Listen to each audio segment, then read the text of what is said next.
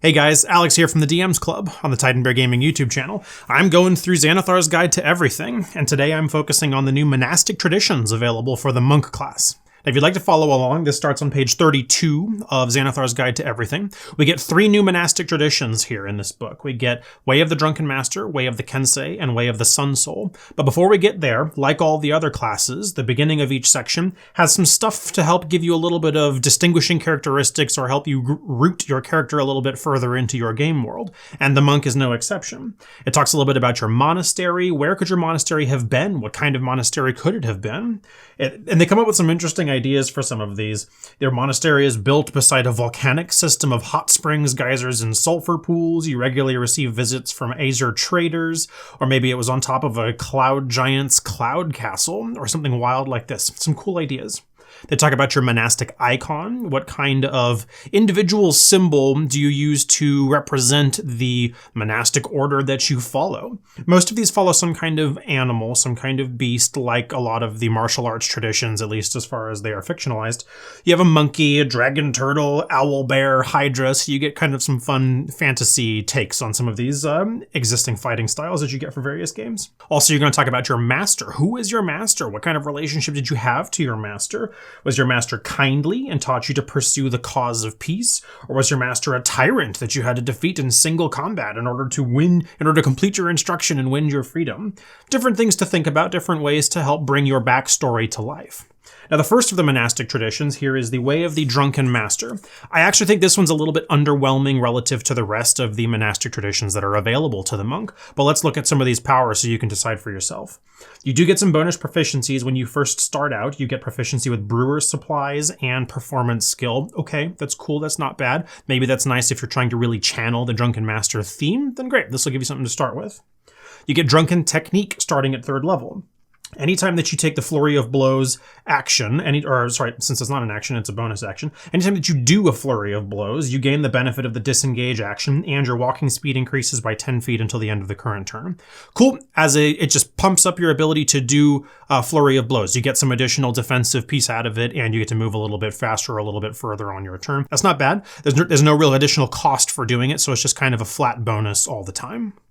At 6th level, you get Tipsy Sway, something that's also going to sound familiar for anybody who's familiar with Drunken Master style.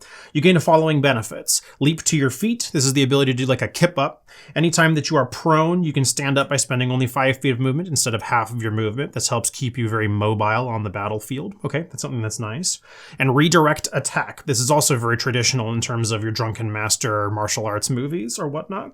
When a creature misses you with a melee attack roll, you can spend 1 key point as a reaction to cause that attack to hit one creature of your choice other than the attacker that you can see within 5 feet. So this is like when they step backwards and the fist comes in this direction and hits their friend.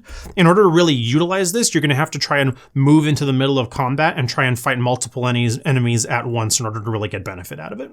At 11th level, you get Drunkard's Luck, which is any time that you make an ability check, an attack roll, or a saving throw, and you have disadvantage from some kind of circumstance, you can spend 2 key points to cancel the disadvantage for that roll. This seems a little bit expensive to me personally, but I'm sure that people are going to find some use for it at the game table.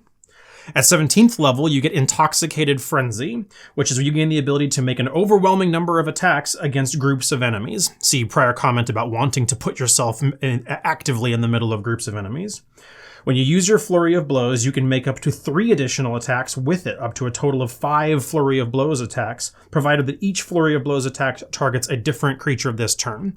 This is cool. I kind of hate that you only get it at 17th level. That's really, really far into the game to really get the thing that makes this archetype shine and makes this archetype viable. I kind of feel like the Drunken Master is a little bit underwhelming, at least relative to the other archetypes that you get here in this book. But let's go over those and see what you think of the other ones. The next one is the Way of the Kensei. Now, this guy is an interesting one. This one tries to focus on having an additional level of spirituality or significance to the monk weaponry, and you get to basically pick weapons that don't necessarily need to be monk weapons as your Kensei weapons, as new monk weapons for you. That's kind of a new roleplay element that you get to take as a Way of the Kensei monk. When you choose the tradition at 3rd level, you get to declare 2 weapons as Kensei weapons, and you pick 1 melee weapon and 1 ranged weapon.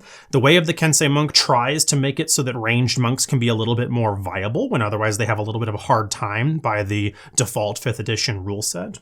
You get to pick your Kensei weapons, and what this basically means is you declare your Kensei weapons for the purposes of the rest of the powers that you get as a way of the Kensei monk. You get 2 to begin with, and then you get to pick 1 additional one when you reach 6th, 11th, and 17th level, so you get to keep adding to this list.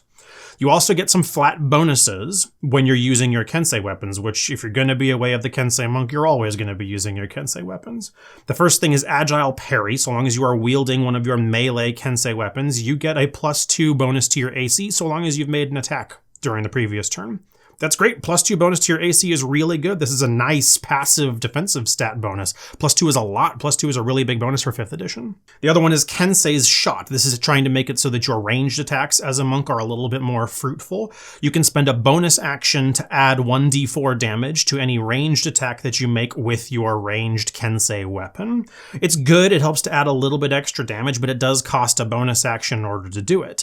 Now, that might seem like it's a heavy cost, but really it's just trying to align with the fact that as a melee monk, you're going to be spending your bonus action a lot to make either unarmed strikes or flurry of blows attacks. So really, it's just trying to help line those two up a bit better, the melee version of a monk and a ranged monk. Also at 3rd level, you pick up the Way of the Brush, which gives you proficiency in either calligrapher's supplies or painter's supplies. It adds kind of the idea that you're supposed to be a graceful and tools or manipulables style of fighter.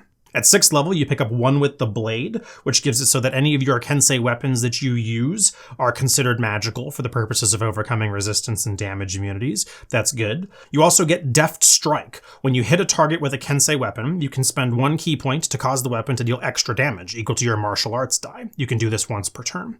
This one's interesting. It basically gives you a different way to use the resources of making unarmed strikes and martial strikes during your turn. As a monk, normally, you have a normal attack option, and then you can make a bonus attack to do an unarmed strike, and then you could spend a key point to do a flurry of blows for instead 2 unarmed strikes. And those are your 2 options for your bonus actions.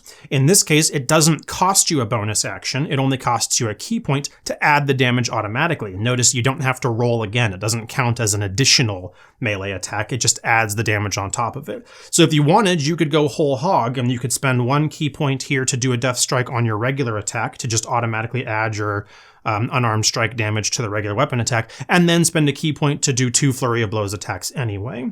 It's an interesting way to otherwise consider how you're going to be spending your resources as a monk. At 11th level, you get Sharpen the Blade, which is very similar to the Forge Domain Cleric that we've already covered here. As a bonus action, you can spend up to 3 key points to grant 1 Kensei weapon you touch to a bonus to attack and damage rolls. You basically can make this a magical weapon, more or less, but it's the amount that it gets the bonus of is equal to the number of key points that you're spending, and you can expend up to 3 key points to make that weapon a +1, +2, or a +3, depending on the key points that you're going for. The hard part is that this feature has no effect on a magic weapon that already has a bonus to attack and damage rolls. So in order for this to really be effective at higher levels, notice you only get this at 11th level, so you're already halfway through your leveling curve by the time you pick this up. Your Dungeon Master is going to have to be trying to abstain from giving you magic weapons that already have bonuses. They're going to have other things like magic damage that adds on to it, like elemental damage or some other kind of typed damage or something like that, in order for you to really get benefit out of this. At 17th level, you pick up Unerring Accuracy, which is that if you miss an attack roll using a monk weapon during your turn, you can re-roll it. You can use this feature only once on each of your turns. As an individual power, this is a little bit underwhelming as far as a 17th level thing goes. I think that they're possibly overvaluing the Sharpen the Blade power that you got at 11th level.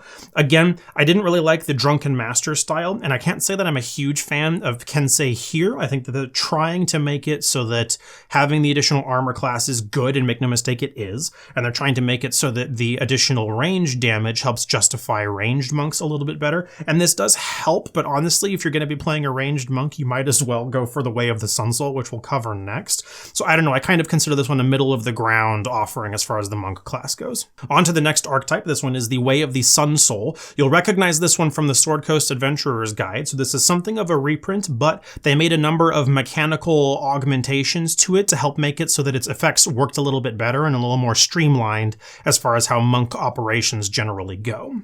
The Way of the Sun Soul channels this idea idea that all living things have an internal light that they shed, that they exude from within, and that as a way of the Sun Soul monk, you are trying to channel that light and to foster that light and to try and fight the darkness and all of this nice, cool thematic effect stuff. But the way that the powers manifest on here is you are practically a Super Saiyan. I can't not see Super Saiyan throughout the entirety of this archetype. Let's go through it and see if you agree. The first one that you get at 3rd level is Radiant Sunbolt. This converts your monk attacks to ranged light beam attacks. Yes, you are Kamehameha waving all the time for this. And it basically, this is where the addition to the text helps to come back from the Sword Coast, that they made the additional modifications to it to make this play out a little bit better. It basically replaces your monk attacks with this ranged thing. You can do it from 30 feet away. You add your dexterity modifier to the attack and damage rolls. The damage is radiant. The damage die is a d4 and goes up with your martial arts die according to the monk table.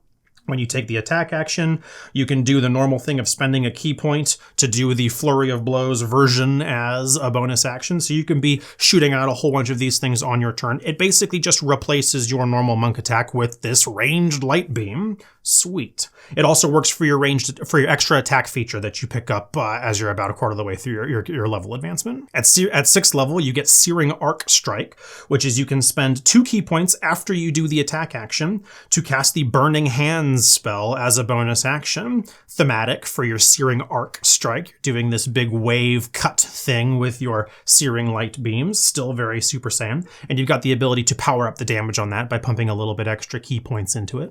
At 11th level, you pick up Searing Sunburst. Spirit Bomb, anyone? You gain the ability to create an orb of light that erupts into a devastating explosion. As an action, you can magically create an orb and hurl it to a point you choose within 150 feet, where it explodes for a 20-foot radius.